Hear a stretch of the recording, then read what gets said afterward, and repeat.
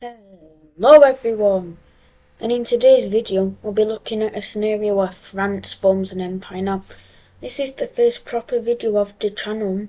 All the videos before were from the alt channel, and I was rushing to get them out as fast as possible. So, from now, there will be a new video every 1 or 2 days.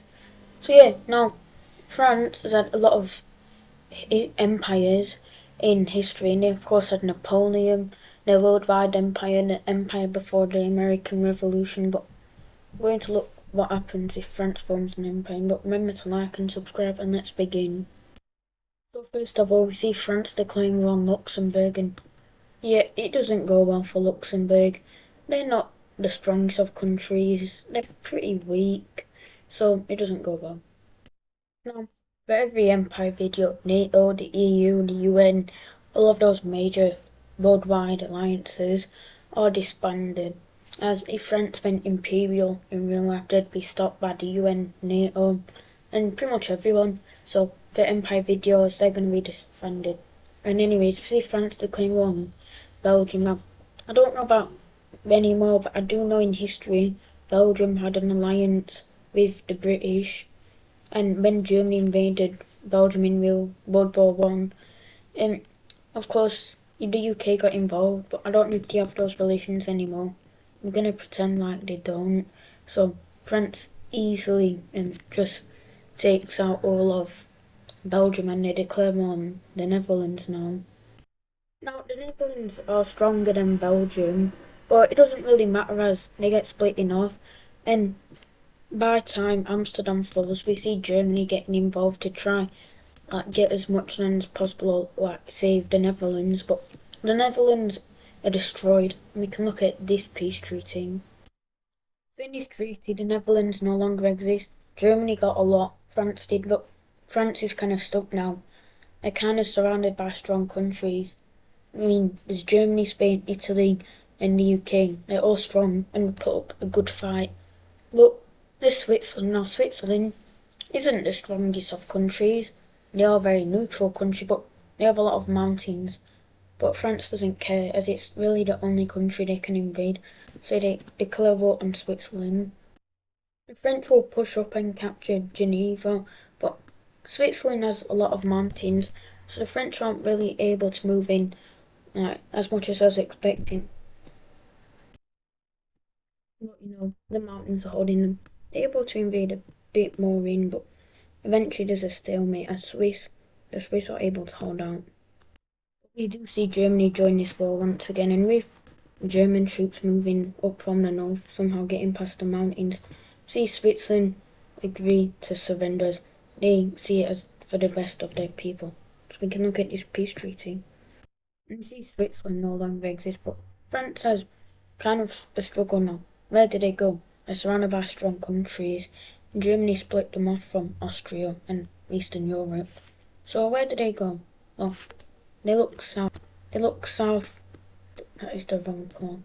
They look south to Algeria. Now, Algeria used to be a main part of France in the 1830s when they were conquered, but France will redeclare war on Algeria, trying to get some of their old land back. So after the French win a lot of naval battles, they land on the border of Tunisia, and Algeria isn't happy. They don't want to be recolonised by the French, so they will start pumping troops over here. But a lot of Algerian troops on this front line, we see another landing by the French, which goes really successful, more successful than the first landing.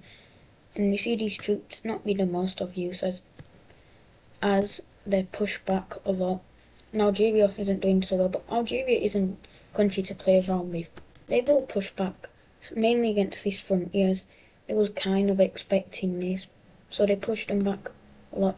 And with this front, they pushed back in the south, but aren't able to capture any coast, which isn't so well, but they are able to push back.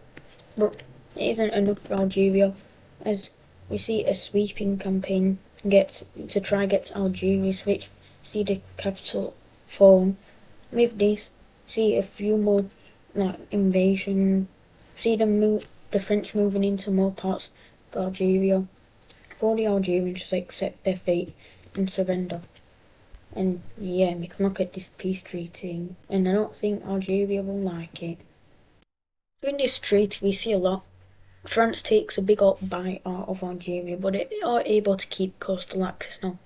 France takes this land and they start pumping troops on Tunisia's border. Tunisia gets very, sad and mad. And yeah, well, eventually France declares war on them, but something interesting happens. See, Italy declare war on France as, first of all, they're allies with Tunisia, and second of all, they want to stop this French expansion. So we can look at this war. So first off, see French troops move into Tunisia as they was expecting. They was already going to go to war with Tunisia, and we see a full-on invasion, and they get to the Mediterranean. But what France did not expect was Italy joining this war. So Italy will have some success at first. They're able to capture all of Corsica and start an invasion mainly into Switzerland with the help of the Swiss population, but they will start another invasion over here. But over in Tunisia, it isn't going so well, as pretty much all of the coast is captured and just leaves Carthage left. And after a very brutal battle, see Carthage fall, which is horrible. But France isn't able to deal with the mass Italians flowing into their territory, as I don't know, it's just too much. We see some revolts in, I'll see some revolts in Algeria, as the Algerians really don't want to be controlled by the French, so they revolt away. But over to France, they're not going to be, straight up useless. They will start pushing back these revolts, even taking out one of them, starting to push back on the others, and they will send these troops that were from Tunisia into Sicily. Now, Italy's terrified, as if they get up to here, they could threaten losing Rome, so they will start pumping troops into this front line, taking troops away from this front line, which you can guess leads to France pushing back in the north, as they're pushed all the way out of their territory. And we see the French even start a little invasion into Italy, as they take this former country here, Savoy I think it was, I don't remember. And yeah, all this land over here is captured by the French in a week. We also see a landing in Corsica, but Corsica was being protected well, so they aren't able to take the whole thing. But over in the south, see these Algerian rebels get fully wiped out, which is great for France. And what we do see Italy push back, taking all of Syracuse, I think it was what it's called. And the French get almost pushed out of Sicily, but they are able to hold and even start a small pushback, not a big one, but a small, as they're able to take all this land here. But over in the north, it's still not going so well for Italy, as they lose more and more land. Now, the Italian army is here, they're putting up a strong defence. A lot of soldiers are dying, but France is being more successful as they capture Venice and this whole northern area. But Italy isn't useless, they will push back, and they're doing surprisingly well in turn. All of Sicily is captured, and this is horrible, as now first of all troops are moving to Sardinia, and French troops move out from the south, and Italy's terrified as they don't want to get encircled. Now, Italy, honestly, they don't want to surrender, but they don't want to lose this war. So they will make an agreement with the French to let the French take some Italian land, but in return, Italy is able to get all of Corsica. So let's look at this treaty. In this treaty, we see a lot happen. First of all, Tunisia no longer exists. Sicily's red, as well as a bit of Italy, but Italy is able to get Corsica, and that'll do it for the French Empire. They haven't formed the biggest empire, but it's still very notable. And that is it for today's video. Now, the French could probably try and get these islands from Spain, buying them. Other than that, I don't really see them doing anything more. So that'll do it for today's episode.